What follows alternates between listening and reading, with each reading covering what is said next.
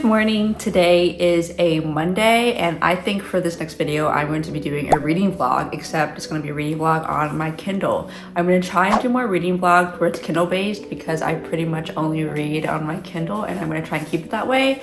Although eventually I will do a reading vlog where I read physical books, because I do have physical books in one of the extra bedrooms in the house that have not been read by me yet. But for this one, we're going to do our Kindle reading vlog. So right now I'm currently reading The Night Circus by Erin Morgenstern, and I'm about 36% of the way in according to my Kindle status at the bottom of the screen, and I'm liking it so far. I wouldn't say love it, but it's very interesting. I still haven't gotten to like the main wow climax, I don't think, but The Night Circus is pretty much about this circus that shows up randomly. It shows up in a place one night, and then after it stays for a couple days, it just disappears and no one knows where it is. There's no advertisement, nothing. It just shows up, but everywhere it shows up, everyone's so excited. They're like anticipating going in, and it's only open at night, hence why it's called The Night Circus. But next to that storyline are two main characters that are essentially considered opponents of each other. They were raised since they were young to learn to be illusionist, magician, those kind of magical things, and as they get older, they're eventually supposed to face each other and like go against each other. But the thing is, I'm still confused in explaining the story because I still haven't gotten to the part where it tells me what the rules of the game is. All we know is that there are two main characters that are opponents. They're banded together like by a ring as if they're married or something, and one of them is supposed to come out the victor. And they both have mentors trying to help them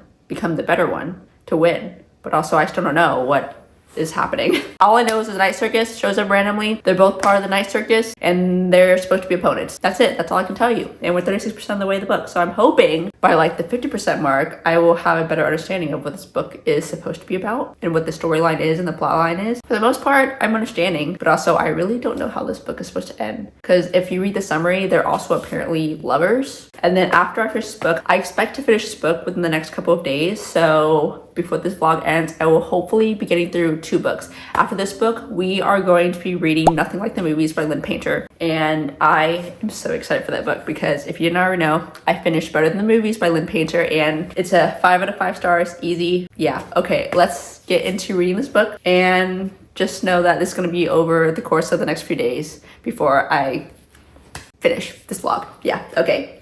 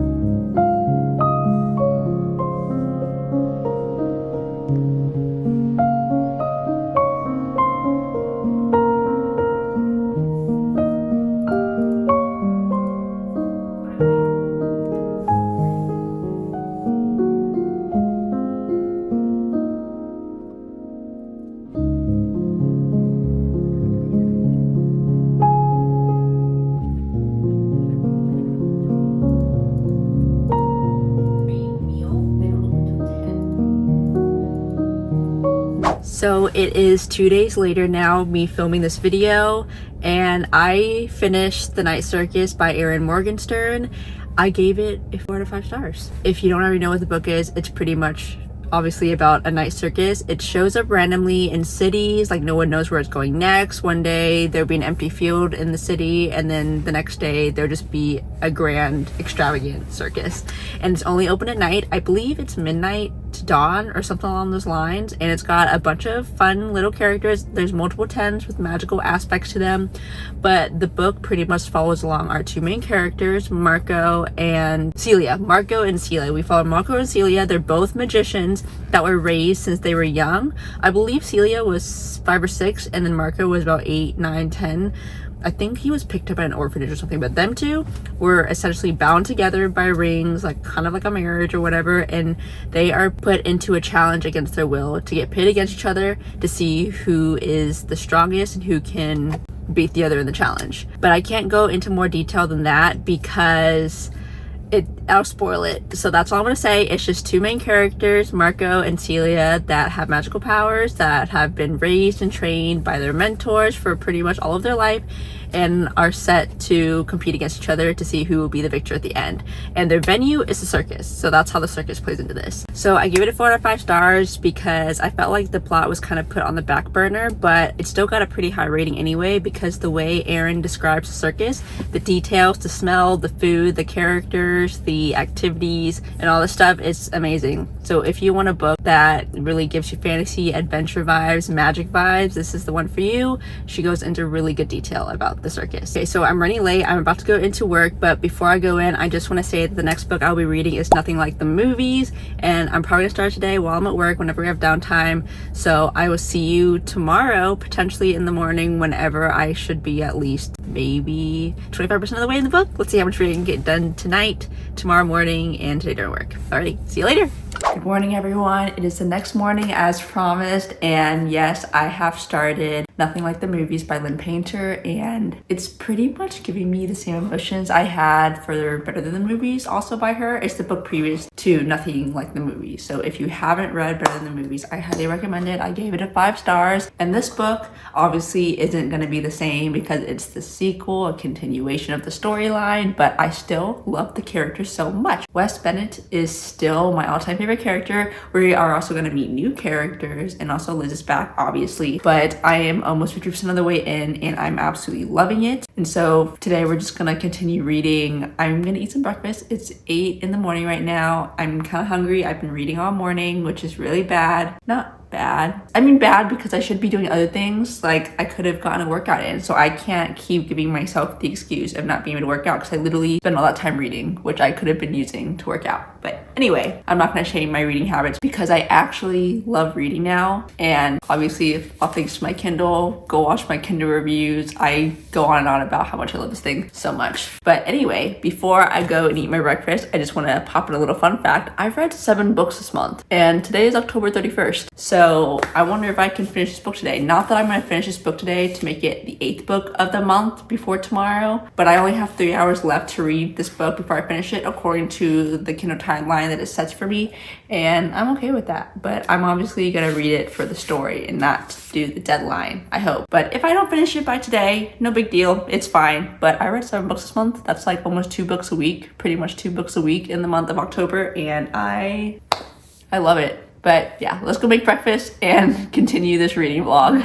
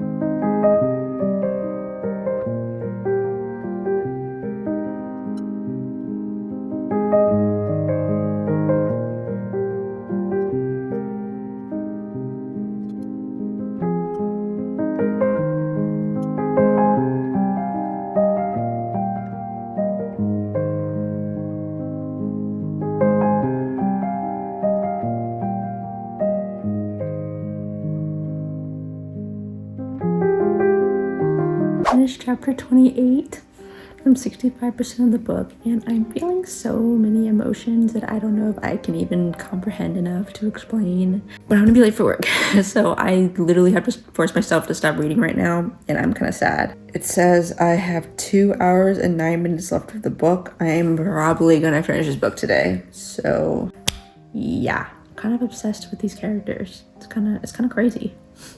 It is the next morning. I have finished Nothing Like the Movies on my Kindle Paperwhite, and I still gave it 5 stars. Although the first book, Better Than Movies, is always 100% gonna be better. But this one, I actually like what she did with it, I think. I'm pretty sure I do.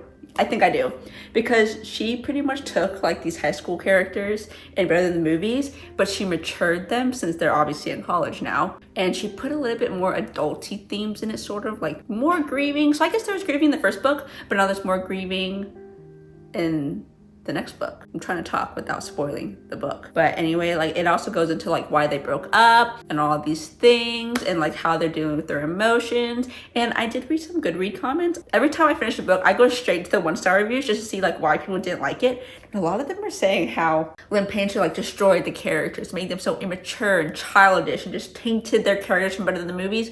And I personally like that she didn't write them the same way that she wrote Better Than the Movies, because it just feels like character development, you know? And also I love Wes and Liz together anyway, so I'm probably just biased from Better Than the Movies, but I'm just glad I got more of them.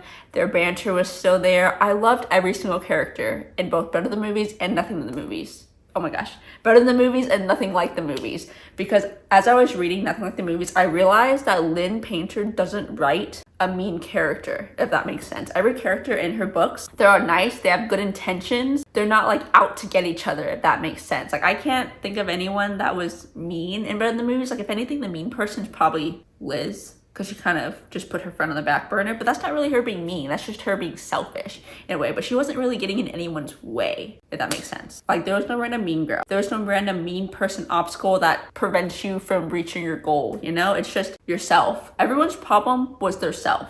But anyway, I gave them both 5 stars. Nothing Like the Movies, 5 stars. I love it. I personally kind of want to get the books in physical copy now because I love them that much. But I'm going to hold off a couple of weeks because I might just still be in the honeymoon phase of first reading the book and just the excitement of it. It's so good. I actually want to say that Better Than Movies might be my #1 favorite book. It used to be November 9. I haven't read November 9 by Colin Hoover in a really long time, so I might just be biased for that reason too, because I recently read Better Than the Movies, which was like the beginning of the month, and November 9th, I read it maybe 3 times already, and I still love it. I need to reread again to make sure I still love it.